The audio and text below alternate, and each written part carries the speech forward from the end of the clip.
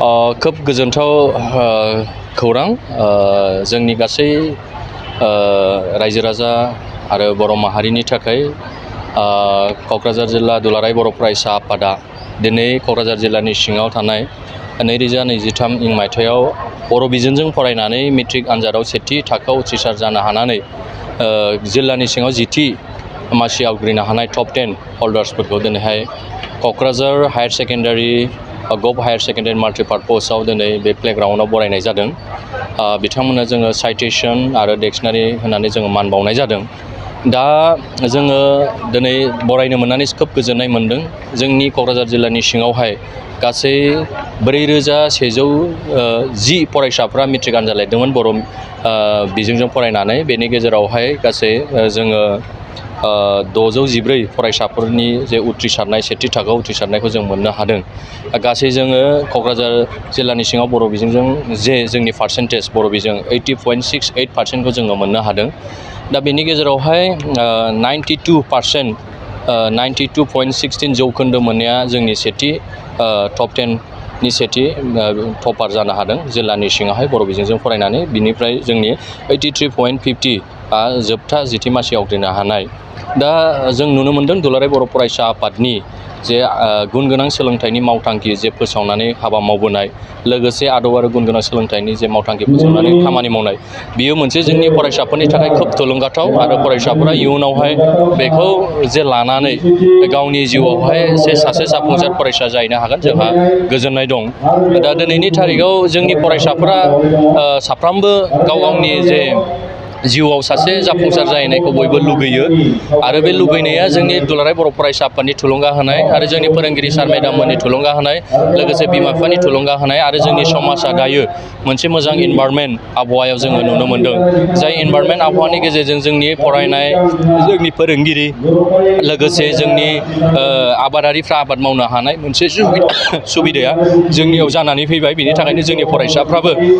फरायनायनि जे जौखोन्दो पार्सेन्टेज लानाय बियो मोजां जाबोनायखौ जों नुनो मोन्दों। जाय ओनसोलावहाय जाय जायगायावहाय बेबायदि मोनसे मोजां परिबेस गैया, बे ओनसोलावहाय सोलोंथाइनि फारसे दावगाया बा खामानि मावनायनि फारसे बियो जौगाया, बेखौ जों नुनो मोन्दों। दा दिनैनि थारिखआवहाय बियो जोंनि मोनसे एग्जाम्पल। दुलाराय बर' फरायसा आफादा सान्थिखौ लुगैयो, गोजोनखौ लुगैयो। बे गोजोना दिनै लासै लासै फैबाय आरो बेजों लोगोसे जोंनि फरायसाफ्राबो फरायनायावहाय मोनसे गाव गावनि जे कम्पिटिसन चेलेन्जेस बेखौ लानायखौ जों नुनो मोन्दों। दा बेनि गेजेरावहाय जोङो दिनै जोंनि जायफोर टप 10 हल्डार्सफोर, बिथांमोना गाव गावहानो मोनसे गोथों थांखि लानानै बिथांमोना नाजानायनि गेजेरजों बिथांमोना नैबे पार्सेन्टेजखौ मोनफैनो हादों बा टप 10 मासिखौ आवग्रिनो हाफैदों। दा जोङो बिथांमोनखौ बरायनो मोननानै खोब गोजोननाय मोन्दों। लोगोसे इयुनावहाय जोंनि फरायसाफोरखौहाय नैबे बरायनायनि गेजेरजों जायफोर दिनै LP स्कुलाव, ME स्कुलाव, हाइ स्कुलाव दिनै फरायबाय थादों, बिथांमोनाबो निस्सय बे बरायनायखौ नुनानै थुलुंगानाय मोनगोन, जोंहा फोथायनाय दङ। आरो लोगोसे सम्पुर्ण जोंनि जे रायजो राजा ओनसोलनि गासै सुबुंफ्राबो जे सोलोंथाइनि फारसे इनभाइरनमेन्टखौ मोजां मोनसे लानानै फैगोन। फोरोंगिरि सार मेडाम मोनहा गावनि डिउटिखौ मोजां मावगोन। लोगोसे जायफोर दिनै गुबुन गुबुन बिथिंजों दिनै ससाइटिखौ गुबुंले खालामनो सानो, बै बिथांमोनहाबो नैबे निस्सय जोंनि बे बरायनायनि मोनसे आबहावा बा फरायसाफोरनि फरायनो लुगैनाय, मिथिनो लुगैनाय, फरायसालियाव थांनो लुगैनाय, बेफोरखौ नुनानै गासैबो जोङो मोनसे सोद्रोम मोनसे जोङो हारि दानो हागोन आरो मोनसे मोजां इनभाइरनमेन्ट आबहावा दानो हागोन, जोंहा फोथायनाय दं। आरो इयुन जेनेरेसना नैबे बरायनायखौ नुनानै थुलुंगानाय निस्सय मोनगोन। फैबाय थानाय समाव आरो जोङो साबसिनै जोंनि फरायसाफोरनि पार्सेन्टेज बा जौखोन्दो लानायखौ जों मोननो हागोन, जोंहा मिजिं दं दुलाराय बर' फरायसा आफादनि बिबानगिरि हिसाबै। सरकारि फरायसालि आरो बे सरकारि जायफोर दा प्राइभेट निजाआरि गावारि दिनै प्राइभेट फसंथानफोर स्कुलफोर दङ, बे स्कुलनिफ्रायबो मोजां जादों। आरो सरकारि फरायसालिफोरावबो जों दिनै नुनो मोन्दों गोबां फरायसालिफोरावहाय जेसेबां फरायसाफोर लिरदोंमोन बेवहाय सेम माने 100%आव 100% लानानै माने पास जानाय फरायसाफोरखौ जों नुनो मोन्दों। निस्सय नंगौ, बे फरायसालियावहाय सरकारि फरायसालिनि जे सेथि थाखोआव उथ्रिसारनाय बा जौखोन्दो पार्सेन्टेज बियो एसे खम जायो प्राइभेट इनस्टिटिउसननिफ्राय। अब्लाबो दिनैनि थारिखआव जों क'क्राझार जिल्लानि सिङाव बर' बिजोंनि जोङो फरायसाफोरनि जे रिजाल्टखौ नायबाय, मोनफ्रोमबो सरकारि फरायसालिनि रिजाल्टफोरा मोजां जादों। हय नंगौ, मोननै मोनथामसो फरायसालियावहाय माने एसे माने हिउज एनरलमेन्ट थानायनि थाखाय बै फरायसालियाव माखासे एकोमोडेसननि खम जानायनि थाखाय लोगोसे माखासे सरकारि फरायसालियाव माने maths science without maths science teachers गैयिनि थाखाय जोंनि फरायसाफ्रा एग्जाम लिरनो गोनां जायो अब्लाबो बिथांमोना चेलेन्ज खालायदों प्राइभेट इन्स्टिटिउसनजों लोगोसे गावनि जिउखौ मोनसे मोजां माने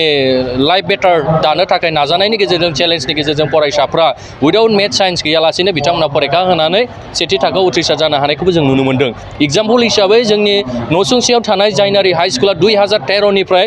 मेथ्स साइन्स टिचार्स गैया बंसिगाव हाई स्कुलाव गैया खुस्राखाथि हाई स्कुलाव गैया बेबायदिनो गोबां माने एमइ स्कुलावबो दिनै मेथ्स साइन्सनि टिचार आंखाल जानानै दङ बिनि थाखायनो दिनैनि थारिखआव जोंनि जे रिजाल्ट नांगौखिनि बियो सहैजोबा आरो नांगौखिनि बियो मोनजोबा प्राइभेट इन्स्टिटिउसनावहाय दिनैहाय माने एलपि स्कुलनिफ्राय लानानै नार्सारिनिफ्राय लानानै बिथांमोना साबजेक्ट वाइसै टिचार्स थायो दा बिनि थाखायनो रिजाल्टआ बेवहाय साबसिन जायो बेटारसिन जायो आरो बेवहाय मोनसे माने बयबो थाखा फैसा होनानै फोरोंनाय बेवहाय गुरुत्व लायो गथ' गथायखौ दिथागिरि बिथांमोनहा दा जोंनि गभर्नमेन्ट इन्स्टिटिउसनखौबो जोंनि दिथागिरि आरो जोंनि समाजनि व्यक्तिफ्रा जायफोर दिनै समाजखौ दैदेनदों ससाइटिखौ दैदेनदों दिनै गामिखौ दैदेनदों बै बिथांमोनाबो दिनैनि थारिखआव गभर्नमेन्ट इन्स्टिटिउसनखौ जुदि बयबो नोजोर होयोबा जुदि जोथोनै लाखियोबा निस्सय बेनिफ्राय आरो बेटारसिन रिजाल्टखौ जों मोनगोन होननानै आसा खालायदों ओंखायनो दुलाराय बर' फरायसा आफादा थाङै थाङै बिदिनो बयजोंबो जों सावरायो दिथागिरिजों सावरायो जोंनि गामिनि गोरा बिथांमोनजोंबो जों सावरायो रायजो राजाजों सावरायो जों बयजोंबो फोरोंगिरिजोंबो सावरायो जों माबोरैहाय गभर्नमेन्ट इन्स्टिटिउसनखौहाय माबोरै जों सेम पार्सेन्ट 100आव 100 रिजाल्ट पार्सेन्ट लाबोनो हायो आरो मोनसे मोजां इन्स्टिटिउसन जों गायसननो हायो बेनि थाखाय दुलाराय बर' फरायसा आफादा खामानि मावबाय थादों निस्सय फैबाय थानाय समाव बिटिआर सरकार आरो आसाम सरकारा जोंनि जे खहा जानाय फोरोंगिरिनि लांदां जानानै थानाय मासि बेखौ निस्सय सुफुंगोन बिनि थाखाय आङो जोंनि बिटिआर सरकार जे काउन्सिल जोंहा मोनसे सरकार दङ आं मानव गेदेर प्रमद बर' सारखौ जों खावलायदों लोगोसे बिटिआरनि गासै इएम सारमोनखौ खावलायदों जे निस्सय बिथांमोना नैबे सरकारि स्कुलाव लांदां जानानै थानाय maths science teacher Hindi teacher assistant professor माने एसिस्टेन्ट टिचार बेखौ निस्सय सारमोना कन्ट्राक्चुयेल टिचार्स होनानै फिलआप खालायगोन फैबाय थानाय समाव आरो जोंनि बिटिआर ओनसोलाव मोनसे रिजाल्टआ साबसिन जागोन आरो सोलोंथाइनि आबहावाया मोजां बारगोन जोंहा बेखौ फोथायनाय दङ निस्सय बिथांमोना मावफुंगोन क'क्राझार जिल्लानिफ्राय देग्लायहाय दुलाराय बर' फरायसा आफादजों बरायजानाय 17थि कमल कुमार ब्रह्म देरहासार बान्थायावहाय दुखुनांथाव जोंनि जिल्लानिफ्राय सासेल' फरायसाया बेवहाय मासि लानो हादों डलि नार्जारी बिथाङा 92.16% लानानै मिरु दुलाराय बर' फरायसा आफादनि जे बरायजानो गोनां कमल कुमार ब्रह्म देरहासार बान्था बेवहाय मासि आवग्रिनो सासेल' हादों बिथाङा 10थि मासिनि गेजेरावहाय 8थि मासि आवग्रिनो हादों दा फैबाय थानाय समाव जोंहा फोथायनाय दं जोंनि फरायसाफ्रा निस्सय कमल कुमार ब्रह्म देरहासार बान्थायाव बेवहाय बयबो फरायसाफ्रा जायगा लानो थाखाय मोनसे माने चेलेन्जेस बे गाव गावनि सायाव फैगोन आरो आसामनि टप 10नि गेजेराव हाबनो थाखाय बयबो चेलेन्जेस नाजालायगोन जोंहा निस्सय फोथायनाय दं आरो बिनि थाखाय जों दुलाराय बर' फरायसा आफाद आरो बर'नि जेसेबां माहारियारि आफाद दङ गुबुन गुबुन आफाद माने माहारिनि जे आफादफोर दं बिसोरजों जों फैबाय थानाय समाव सावरायगोन लोगोसे जों सरकारजों सावरायगोन आरो सोलोंथाइ बिफान बिटिआरनि जे एडुकेसन डाइरेक्टर बिथांमोनजों जों सावरायगोन फैबाय थानाय समाव जोंनि इनभाइरनमेन्ट सोलोंथाइनि आबहावाखौ जों माबोरै मोजां लानानै थांनो हायो बिनि थाखाय जोङो सावरायगोन निस्सय बियो खोब माने साननो गोनां दिनै हिन्जावसाफ्रा जोंनि क'क्राझार जिल्लानि सिङावहाय जे 10थि मासिनि जे आवग्रिनो हानाय गासै 614 सा जे मेट्रिकआव सेथि थाखोआव उथ्रिसार जानो हादों क'क्राझार जिल्लानि सिङाव बेनिनो 10थि मासियावहाय जोङो 9सा हिन्जावसाफोरखौ क'क्राझार जिल्लानि सिङाव जों मोननो हादों टप 10आवहाय सानैल' हौवासाफोर जोङो माने टप 10आव जायगा आवग्रिनो हानायखौ मोन्दों दा निस्सय माने हिन्जावसाफोरनि जे सोलोंथाइनि जे जौखोन्दो बियो लासै लासै बारायबोबाय थादों जौखोबोबाय थादों जोंनि क'क्राझार जिल्लानि सिङावबो जों बेखौ नुनो मोन्दों दिनै बियो not only Kokrajhar not only Assam जों दिनै नायदों इण्डियानि सबसे देरसिन आनजाद UPSCआवबो दिनै टपारा दिनै हिन्जावसाखौ जोङो लानायखौ जोङो नुबाय थादों सिगां समावबो जोङो नुदों टिना दाबिनिफ्राय लानानै माने गोबां माने हिन्जावसाफ्रा माने मोजां रिजाल्ट लानानै टपार जानायखौ जों नुनो मोन्दों इण्डियाआवहाय दा हिन्जावसाफ्रा मोनसे निस्सय मोनसे धैर्यनि गेजेरजों मोनसे चेलेन्जनि गेजेरजों दिनै बिथांमोनहाबो फरायनानै जे पजिसन लानाय बेखौ जों नुनो मोन्दों निस्सय फैबाय थानाय समाव बेवहाय हिन्जाव हौवा बयबो जोंनिया मोनसे मोजां रिजाल्टखौ खालामगोन जोंहा फोथायनाय दङ 2023-24 सोलोंथाइ बोसोरनि थाखाय क'क्राझारनि दतमायाव थानाय सेन्ट फ्रान्सिस जेभियार एइचएस स्कुला नोंथांमोननो लानानै फैदों गोदान मुं थिसननाय। दतमानि बोरसिजरा गामियाव थानाय सेन्ट फ्रान्सिस जेभियार एइचएस स्कुलाव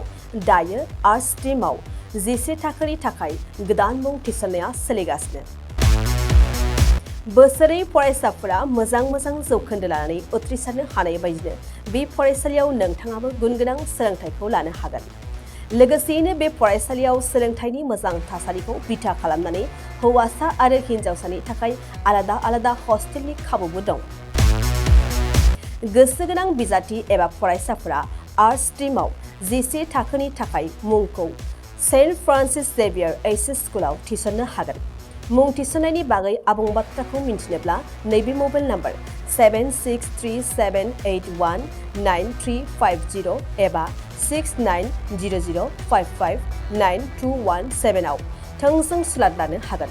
थामहिनबा सेन्ट फ्रान्सिस जेभियार एइचएस स्कुलाव थांनानैबो नोंथाङा सुलाद लाहैनो हागोन।